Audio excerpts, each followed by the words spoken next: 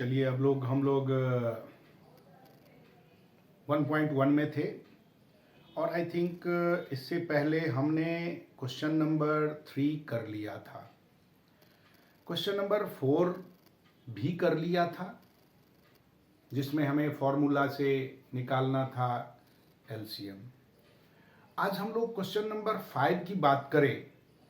5 question हमारे book में दे रखा है, आपके बुक में भी यही दे रखा होगा। Check whether 6 raise to the power n can end with the digit 0 for any natural number.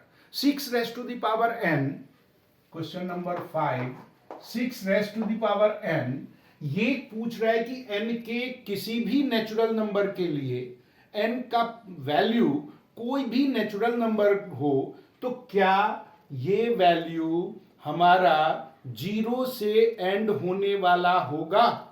हम इसको देखते हैं। It should be written as 2 into 3 raise to the power n, that means 2 raise to the power n into 3 raise to the power n।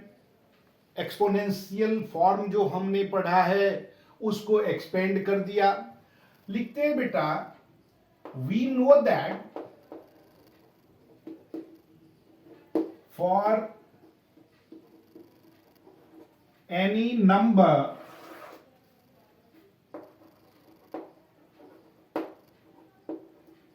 And with 0 must be multiple of 2 and 5। कोई भी number जिसका and point 0 हो वो क्या हो सकता है, 10 हो सकता है, 20 हो सकता है, 30 हो सकता है, 40 हो सकता है, यानी कि लास्ट में यूनिट डिजिट में 0 हो। और वो 0 होने के लिए वो 2 and 5 हमें का प्रोडक्ट चाहिए। Hence,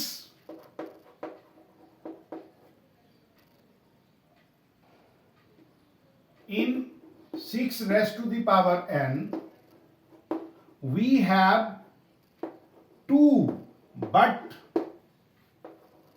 not 5। हमारे पास 2 है लेकिन 5 नहीं है। So 6 raised to the power n is never end with 0 at any value of n।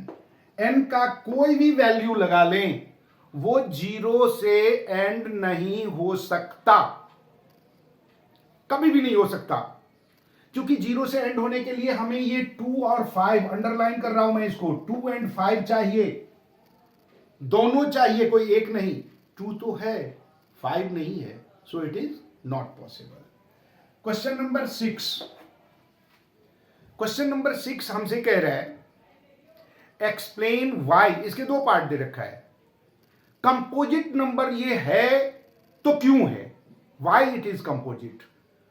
अब देखो, कंपोजिट नंबर के लिए हम लोग जानते हैं कि कोई भी नंबर कंपोजिट होगा इफ दे हैव 2 और मोर देन 2 प्राइम फैक्टर, जिसमें 2 या 2 से अधिक प्राइम फैक्टर है तो वो कंपोजिट होगा। मोर देन 1 होना चाहिए, एक 1 तो होता ही है, दूसरा होगा ही, 2 चाहिए या 2 से अधिक चाहिए। यहां देखिए बेटा, we have given 7 into 11, 7 into 11 into 13 plus 13, first part। So we should write here 7 into 11 और यहां भी है तो हम 13 को कॉमन ले लें, then plus 1, it should be 13 into 77 plus 1 और 13 into 78 लिखेंगे यहां। Hence we have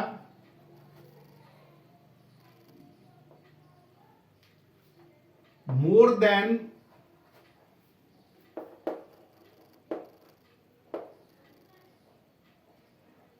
than one prime number, prime factor,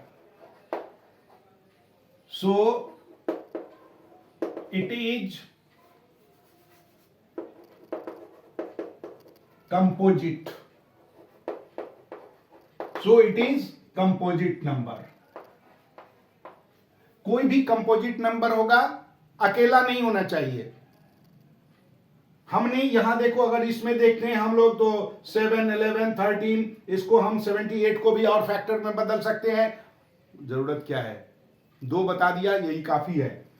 second point, second part में, इसी के सेकेंड पार्ट में हमें गिवन है क्या, 7 into 6 into 5 into 4 into 3 into 2, 7 into 6 into 5 into 4 into 3 into 2 into 1 plus 5 plus 5. हम ये भी जानते हैं जितना मल्टीपल है, मल्टीप्लाई और डिवाइड लगा है तो वो एक ही टर्म काउंट होगा. है ये सारे के सारे एक ही काउंट में होगा. अगर प्लस या माइनस है तो दूसरा टर्म होगा. ये सारे के सारे एक ही टर्म है. मल्टीप्लाई डिवाइड को एक ही टर्म में रखते हैं. जैसे देखो ना, बड़ा सा घर बना लिया भाई, बिल्डिंग में ऊपर छत दे दिया, पिलर पे छत उठा के छत डाल दिया. अब जब तक दीवार नहीं बनाएंगे तब तक अलग अलग रूम नहीं होगा, तब तक वो एक ही रूम है, हॉल. अगर आपने उसमें दीवार बना दिया, अलग अलग बांट दिया, तो वो दीवार का काम करता है हमारा इधर प्लस और माइनस, और कोई नहीं. मल्टीप्लाई डिवाइड टर्म्स को डिवाइड नहीं करता, टर्म्स को बांटता नहीं है. टर्म्स को बांटने वाला प्लस और माइनस है, तो ये ध्यान रखना है. अब इन दोनों में से 5 कॉमन ले लें तो 7 into 6 into 4 into 3 into 2, 1 लिखने की जरूरत नहीं है, लिख लेते हैं, कोई दिक्कत नहीं. मल्टीप्लाई 1 से करो तो भी बढ़िया, नहीं करो तो भी बढ़िया. अब किसी के मन में, ज्यादातर बच्चों के मन में ये क्वेश्चन नहीं बनेगा कि ये 1 कहां से आ गया. भैया 5 हमने बाहर निकाल लिया, कुछ नहीं बचा, तो 1 फैक्टर है, क्योंकि 1 is the common multiple of every number, तो इसलिए 1 रख लिया. अब this is equal to 5 into 7 6 जा 42, 4 3 जा 12, 2 जा 24 प्लस 1. अब हमारा बहुत सारा हो जाएगा, इसको हम मल्टीप्लाई करें तो ये क्या हो जाएगा, 5 इंटू 24, 2 जा 48, 4 24 96 100 प्लस 1, और इट बिकम्स 5 इंटू 1009. फिर से यही कहानी लिखेंगे. Hence we have more than, ये कहानी लिखना जरूरी होता है, 1 प्राइम नंबर, प्राइम नंबर नहीं लिखे, 1 prime factor, so it is composite, इसलिए ये कंपोजिट होगा. याद रखिए, देखिए जैसे कानून को सबूत चाहिए, आप भी अगर ये नहीं लिखेंगे कहानी तो सबूत नहीं मिला, तो भैया बगैर सबूत में तो निर्दोष को भी चढ़ा देता है, कानून अंधा होता है. तो हर जगह टीचर, अगर आपने सबूत नहीं लिखा तो पट पट काट देगा. लाल पेन इसीलिए इस्तेमाल होता है. जब टीचर आपके नोटबुक को चेक करते हैं या आपका खास करके पेपर में आंसर शीट को चेक करते हैं, तो ध्यान रखिए टीचर का दिमाग होता है कि बच्चे ने गलती कहां किया है, उसको पकड़ें. जो आपने सही किया उसको तो वो कुछ कर ही नहीं सकते, तो आपकी गलती. और आप अगर रीजन नहीं लिखोगे तो भैया क्यों हुआ, WHY लगा के मार दिया, नंबर कट गया. इसलिए रीजन लिखना जरूरी है, ये ध्यान रखने की बात है. चलिए नेक्स्ट हम लोग बढ़ते हैं, अगला क्वेश्चन. इससे पहले जरा इसको हम साफ कर लेते हैं.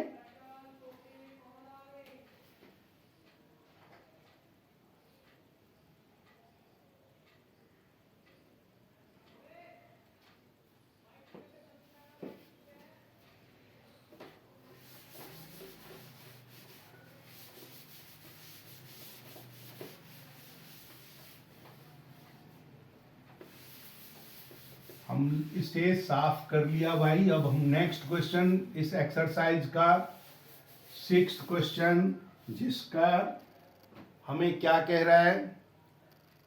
क्वेश्चन आपको दे रखा है, there is a circular path, sports field है, चारों तरफ सर्कुलर पाथ है। Sonia takes 18 minute to drive 1 round. एक राउंड के लिए सोनिया कितना ले रही है? 18 मिनट। तो लिखिए सोनिया टेक्स 18 मिनट। और दूसरा कौन है भाई? एक राउंड में सोनिया ने 18 मिनट ले लिया और Ravi takes 12 minute. Same path पे घूम रहा है, तो रवि टेक्स, जाहिर है कि रवि तेज चल रहा है, 12 मिनट। क्वेश्चन लिखने वालों ने गलत किया, लड़की को तेज भगाना चाहिए। आजकल की दुनिया में लड़कियां तेज आगे बढ़ती है, बॉयज पीछे हो रहे हैं। इसलिए बॉयज जितने भी सुन रहे हो, जितने भी देख रहे हो, ज्यादा मेहनत करो। अब देखो, suppose they both start the same point, एक ही पॉइंट से एक ही समय में चला। तो आपसे क्वेश्चन पूछ रहा है, सेम डायरेक्शन भी सेम है, तो आपसे क्वेश्चन पूछ रहा है कि कितने देर के बाद वो फिर से स्टार्टिंग पॉइंट पे मिलेंगे। तो यहां पर लोएस्ट कॉमन मल्टीपल चाहिए, क्योंकि रवि तेज चल रहा है, तो जाहिर है कई बार वो क्रॉस करेगा, क्योंकि वो 12 मिनट में एक राउंड ले रहा है, सोनिया 18 मिनट में ले रही है, यानी कि 6 मिनट का जो है ना वो फर्क आ रहा है। तो जाहिर है कि रवि भागता जाएगा। और हमें स्टार्टिंग पॉइंट से, सपोज जहां से चला था, ये सर्कुलर पाथ अगर है और ये स्टार्टिंग पॉइंट ए है, तो इसी पॉइंट पे दोनों को मिलना है सेम टाइम पे। तो जाहिर है इसके लिए हम क्या करेंगे? तो इसका एलसीएम निकाल देंगे। एलसीएम ऑफ 18 एंड 12 क्या होगा? 18 के लिए 2 इंटू 3 इंटू स्क्वायर लगा लो, 3 3 जा 9 2 जा। 12 के लिए